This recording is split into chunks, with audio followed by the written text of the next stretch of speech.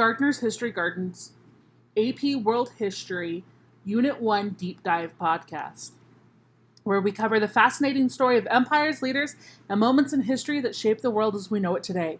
I'm your host, and today we're exploring a unique and powerful political entity in the medieval Islamic world, the Mamluk Sultanate, known for its military prowess, political stability, and cultural achievements. The Mamluks played a pivotal role in the history of the Islamic world and beyond. Let's journey back in time to explore how the Mamluk Sultanate rose to power, its golden age, and its lasting legacy. The story of the Mamluks begins in the early 13th century, during a time of political upheaval and military changes in the Islamic world. The Mamluks themselves were not your typical nobility. Rather, they were originally enslaved soldiers purchased from the Caucasus region and brought into the Islamic world. But the story isn't one of oppression, it's one of remarkable rise and ultimate dominance. The term Mamluk actually means owned in Arabic, and Mamluks were typically enslaved men, many of whom were trained to be elite soldiers. Most came from Turkic, Caesarian, or Kipchak regions, and over time, they were trained in military arts and given roles as personal guards or soldiers for the ruling elite. This system of enslaved soldiers were established by the Ayyubid dynasty, which ruled over Egypt and Syria under the famous Saladin. However, in 1250, after a series of internal and external conflicts, the Mamluks seized power in Egypt in a revolt, overthrowing their Ayyubid rulers. It was a significant turning point, and thus the Mamluk Sultanate was born. Initially, the Mamluks were military slaves, but after defeating the last of the Ayyubid rulers, the Mamluks took control of Egypt and declared the beginning of their own sultanate. Once in power, the Mamluks built one of the most enduring and powerful sultanates in the medieval Islamic world, ruling Egypt and the Levant from 1250 to 1517. Under their rule, Egypt became a dominant military, cultural, and economic force in the region.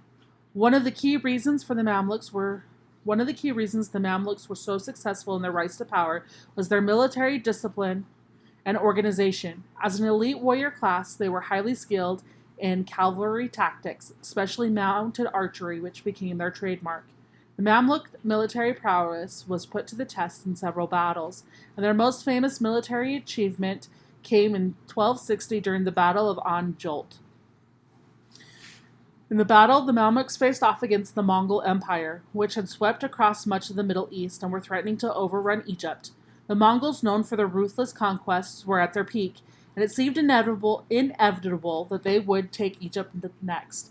The Mamluks, under the leadership of Sultan Qutuz and his general Barbars, decisively defeated the Mongols, marking the first major defeat of the Mongols had suffered in decades.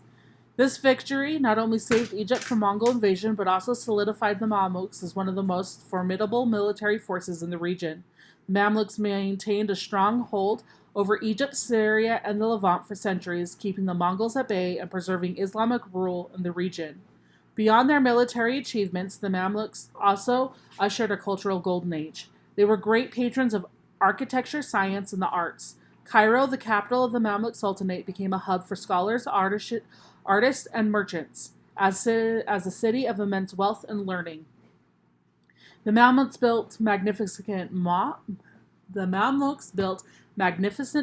schools, and hospitals, with the famous Mosque of Sultan Hussein being one of the most iconic examples of Mamluk architecture. They also played an important role in the Islamic intellectual world, fostering the translation of works from Greek, Persian, and Indian traditions, which helped to preserve the advanced knowledge of various fields like astronomy, mathematics, and science. The Mamluks were not only military masters, but also effective administrators. They developed a unique political structure in which power was primarily concentrated in the hands of the military elite. The Sultan was often chosen from among the leading Mamluks, but the sultans were frequently selected based on their military ability rather than hereditary succession. The system where the Mamluk elite held political and military power helped maintain the Sultanate's stability. However, it also created a situation in which power struggles and factionalism within the Mamluk elite were common. While the system allowed for skilled leaders to rise to the top, it also created an unstable political environment as factions vied for control of the throne. The Mamluk Sultanate was also marked by a complex system of land ownership and taxation, which contributed to both the wealth and the challenges of the Mamluks faced. The Mamluk relied heavily on the revenues from agricultural land, which was often granted to their military leaders as a way of maintaining loyalty and control. This created a vast network of military commanders, governors, and landholders who were integral to the governance of the Sultanate. The Mamluk Sultanate's eventual decline began in the late 15th century, following a series of internal conflicts and external challenges. The Mamluks, despite their military strength, struggled with economic difficulties and administrative inefficiency, and their military prowess started to wane. The arrival of the Ottoman Empire in the 16th century would prove to be the final blow. In 1517, the Mamluks faced the advancing Ottoman Turks led by Sultan Selim I. The Ottomans, with their formidable military and centralized power structure, decisively defeated the Mamluks at the Battle of Ridania. This marked the end of the Mamluk Sultanate's political independence. After their defeat, the Mamluks were absorbed into the Ottoman Empire. While they retained some privileges and autonomy within Egypt, they were no longer the ruling class. The Mamluk Sultanate officially came to an end, but their legacy lived on in Egyptian culture and history. Although the Mamluks no longer ruled, their influence continued to be felt for centuries. Their military legacy, particularly their victory over the Mongols, secured their place in history as one of the most significant Muslim military powers in the medieval period. Culturally, the Mamluks contributed to the Islamic architecture, and learning left an enduring mark. The monuments they built in Cairo, including mosques, schools, and public buildings, continue to define the city's skyline to this day. The Mamluks also left behind a rich culture of intellectual legacy.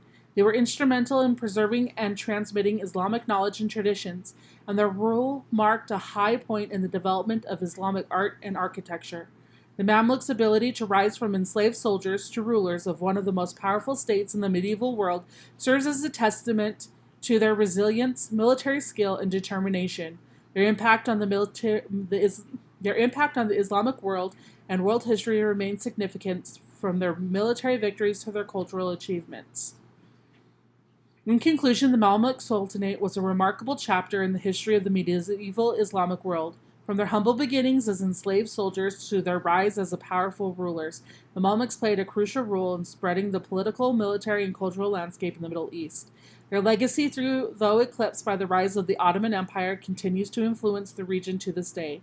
Thank you for joining me on today's episode. And if you found this exploration of the Mamluk Sultanate fascinating, be sure to like and subscribe for more episodes delving into the empires and events that shaped history. Until next time, I'm reminding you to keep seeking knowledge and keep understanding.